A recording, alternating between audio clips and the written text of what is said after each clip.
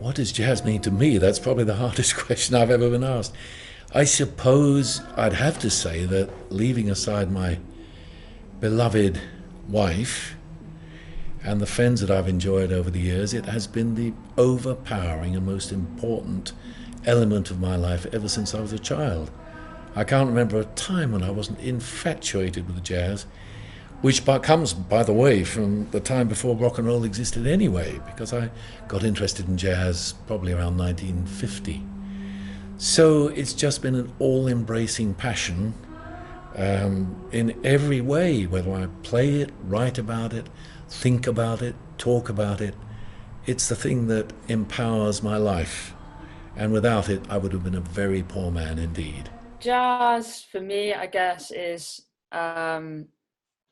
freedom in music. When I trained as a classical saxophonist, and then I moved to playing jazz. And although in so many ways there's more rules in jazz music, it also seemed to just offer this complete liberation, away from the page, and totally a different way of thinking about music. Yeah, I think I have. Some people kind of question whether my music is jazz or whether it's not jazz. I think I kind of stretch the boundary of jazz a little bit. So I think maybe my answer would be different to some people that play more standard jazz. But yeah, for me, it's kind of this. It's quite liberating. It's free. And it's exciting. It's exciting, and it's working with other people. And I think that was a big part of it as well. When I was trained as a classical musician, it was all about like, you in the spotlight, you're going to play this piece and you're going to have an accompanist. And when jazz, it was like, oh, you're going to work with these people, and you're going to do trading, and you're going to improvise on these chords that somebody's going to give you. And it just felt like there was like a really nice community and working with each other. Well, for me, jazz is fantastic, extraordinary musical ability, worn lightly and then put to the test in conditions of fantastic, joyful, spontaneous creativity. And the only part I can play in it is to sit and watch and listen and be stunned by it, and I am regularly. Jazz to me is taking a song and allowing the soul of the song to breathe. Because I grew up with a jazz musician as a dad, so I didn't have much choice in the matter. So I fell in love with jazz at a very, very young age. I was given a Sarah Vaughan, Quincy Jones produced album called You're Mine You. Is one of her greatest albums, in my view, at the age of 6. My mother went absolutely ape, saying that she needs a dolly. She doesn't want a jazz album. What's wrong with you? And then when I was heading off to Singapore a couple of decades later, a few decades later, she said I was wrong, wasn't I? Your dad could hear it. And so jazz to me is just part of who I am. It's in my DNA. As the saying goes, you cut me in half, you're going to see jazz running right through. But what I love about jazz, it's about, I mean, I suppose it speaks to its history. I mean, it is about improvisation, but it is about allowing a song to breathe through your soul, and and trying to express what that lyricist was trying to say, but allowing the soul of the song itself to breathe. And that's what that's what jazz means to me. So when I go and listen to a band and I hear the individual soloist, I can hear that soul playing and allowing those few bars to breathe. Do you know what I mean? That's what jazz means. It means a lot because I find it very varied, and I like to go to various venues, and what really I am amazed at is the ability of the musicians to blend together, sometimes never having seen each other before, and that to me is wonderful. I think jazz music, as played, demonstrates just how good the musicians are. And a lot of pop bands and things basically just strum a guitar or bang a drum. But jazz, to me, is musicians who know their subject coming together.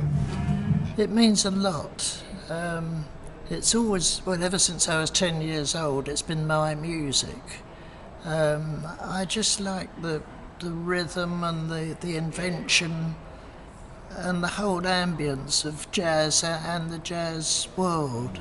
I'm a full-time musician. I play professionally. I teach professionally. I try and pass on what I know to those who show the same kind of interests and who have an inkling of maybe curiosity into what not just what jazz is, but also music as well. So I feel that jazz to me is not just an art form, it's a philosophy that musicians take on board in order to play. So it's for me, jazz is something that when you take on a piece of music, a jazz tune, a standard, something more contemporary, I believe that the composer doesn't necessarily always complete the composition when they pen it out, when they record it. They develop it over with the audience, on the bandstand. If they take it out on tour, they'll go to different cities. A tune will be, or an album will be received in different ways, and that will influence the musician to develop their art, as opposed to being fixed on a defined idea where the composition came from. As a classical performance, mate. Yeah, absolutely. Jazz to me lifts the spirit. If you're down, it picks you up. Sometimes when you're happy, you want to feel blue. So I just love jazz in general. It covers every emotion to me. Jazz means an awful lot to me. I heard it early on when I was probably 6, 7 years old and fell in love with it straight away. I like it because it makes me feel good. I enjoy dancing to the music. I enjoy listening to different people, new people, as well as the ones that I've heard for a long time, such as Ken Collier. And it's great now because at the Jazz Centre we have a whole lot of people that come down that maybe I've not heard before. So I do find that great. It's been the major joy and influence in my life. I will say that I derive huge pleasure from listening to the incredible creative artistry of all the great names playing jazz, sometimes not such great names as well. And I've also found tremendous joy in the self-expression of trying to find my own identity as an instrumentalist and play my own stuff. Jazz for me is probably the only opportunity where I get to hear musicians truly express themselves. Jazz platforms are free space for composition and improvisational techniques that I just don't think you hear in any other genre. It's quite rare, other than possibly a freestyle rap performance or an instrumental solo within a pop song, where you really get to hear what a musician's made of. Like a lot of young people, the first music you ever hear is from the radio, pop music, and then one day Georgie Fame. And instinctively I thought this music is far deeper, far more profound than the Dave Clark 5, which was my first record. And from Georgie Fame it's an easy step to jazz, because a lot of his musicians in his band were jazz musicians. And from there on, I was lucky because in Plymouth there was Peter Russell's Hot Record Store.